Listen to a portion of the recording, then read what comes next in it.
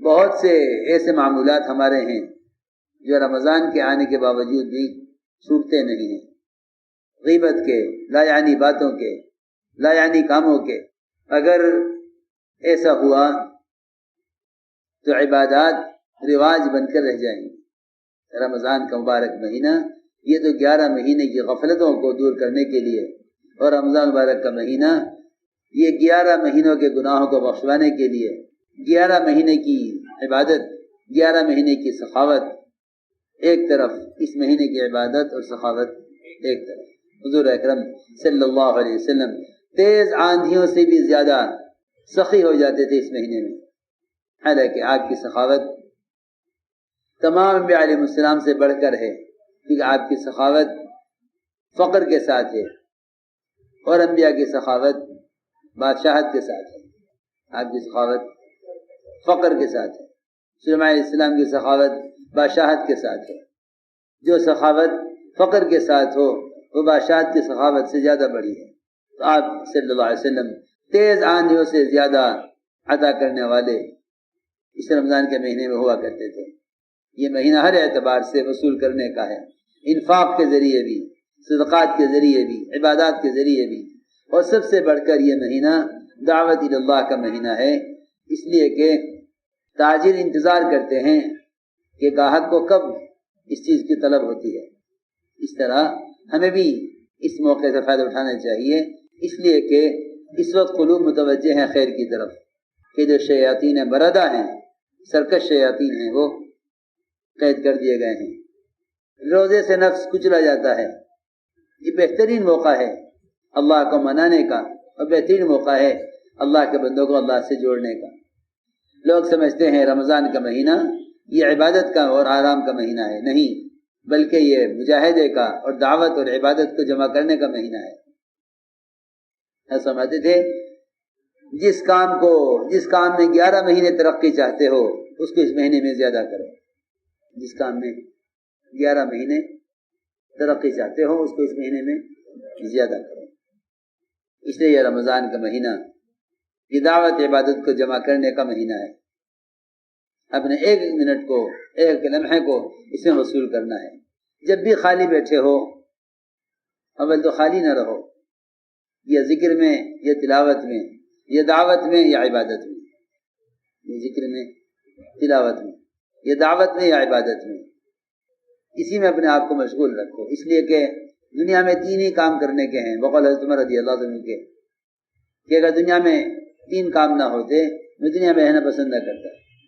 ایک پہلا کام اللہ کے راستے میں پھرنا، یہ پہلے بیان فرمایا۔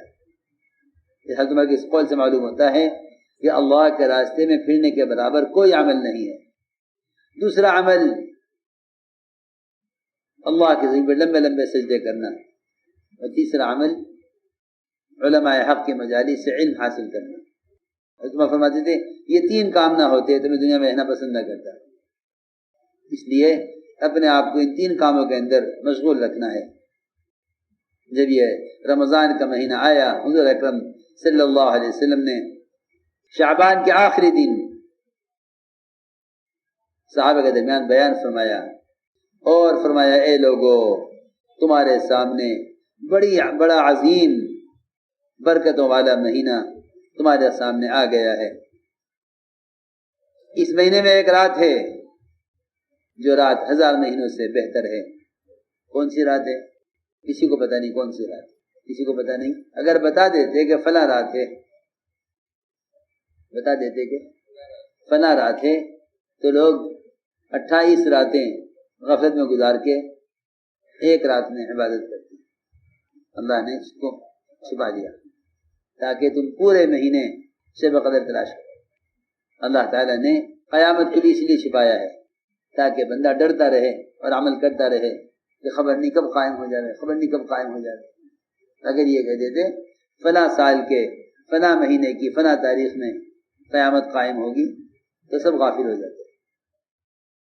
اسی طرح اللہ نے شب قدر کو بھی چھپایا، بلکہ اتارتے اتارتے اٹھا لیا 2 آدمیوں کے آپس کے جھگڑے کی وجہ سے، 2 آدمیوں کے آپس کے جھگڑے کی وجہ سے شب قدر کو اٹھا لیا۔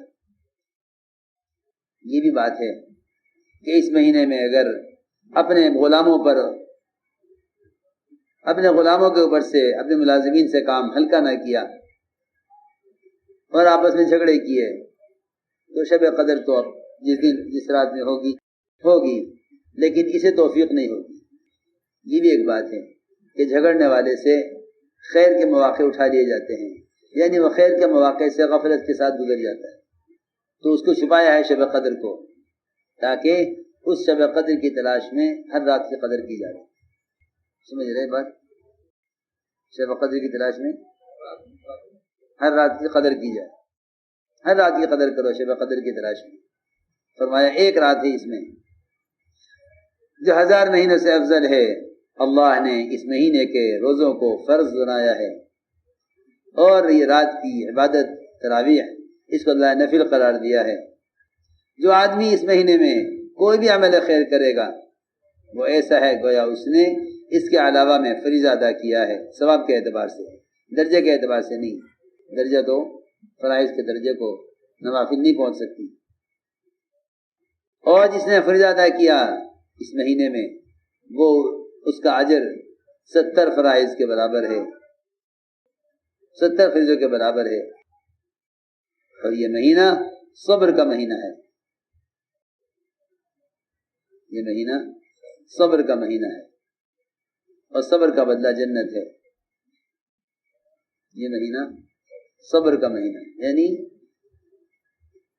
لوگ سمجھتے ہیں صبر کا مطلب یہ ہے کہ پیٹ اور پیٹ کی خواہش کو پورا نہ کیا جائے، پیٹ اور پیٹ کی خواہش کو پورا نہ کیا جائے، اتنی بات نہیں ہے، بلکہ ہر خواہش کو، زبان کی، آنکھوں کی، کانوں کی، جس عضو کی بھی خواہش ہو اس خواہش کو دبایا جائے، یہ صبر ہے۔ ورنہ لوگ روزہ رکھ رہتے ہیں، غیبت کرتے رہتے ہیں، وہ سمجھتے ہیں کھانے پینے سے روزہ ہے، حالانکہ کھانے پینے سے باز رہنا تو فاقہ ہے، کھانے پینے سے باز رہنا فاقہ ہے، روزہ نہیں ہے۔ کھانے پینے سے باز رہنا فاقہ ہے، روزہ نہیں ہے۔ روزہ تو ہر اس چیز سے باز رہنا ہے جسے اللہ نے روکا ہے، اس لیے روزے کو صبر فرمایا، اور صبر کا بدلہ جنت ہے۔ اور یہ مہینہ ایک دوسرے کے کام آنے کا، غمخواری کا، اور یہ وہ مہینہ ہے جس میں مومن کے رزق کو بڑھا دیا جاتا ہے۔ جو اس مہینے میں کسی کو روزہ افطار کرا دے یہ اس کے گناہوں کی بخشش کا ذریعہ ہے، اور جہنم سے اس کی گردن کی آزادی کا عمل ہے، اور اس کے لیے اتنا ہی اجر ہوگا جتنا اجر روزہ دار کے لیے ہوگا، اس کے اجر میں سے کوئی کمی نہیں کی جائے گی۔ صحابہ نے عرض کیا، یا رسول اللہ، ہم میں سے ہر ایک کے پاس اتنا مال کہاں ہے کہ وہ کسی روزہ دار کو پیٹ بھرائی افطار کرا دے؟ فرمایا نہیں، اللہ یہ اجر اس کو بھی دے دیں گے جو کسی روزہ دار کو ایک کھجور سے افطار کرا دے، یا ایک گھونٹ پانی کا پلا دے، یا ایک لسی کا گھونٹ کسی کو پلا دے، اللہ اس کی مغفرت فرما دیں گے۔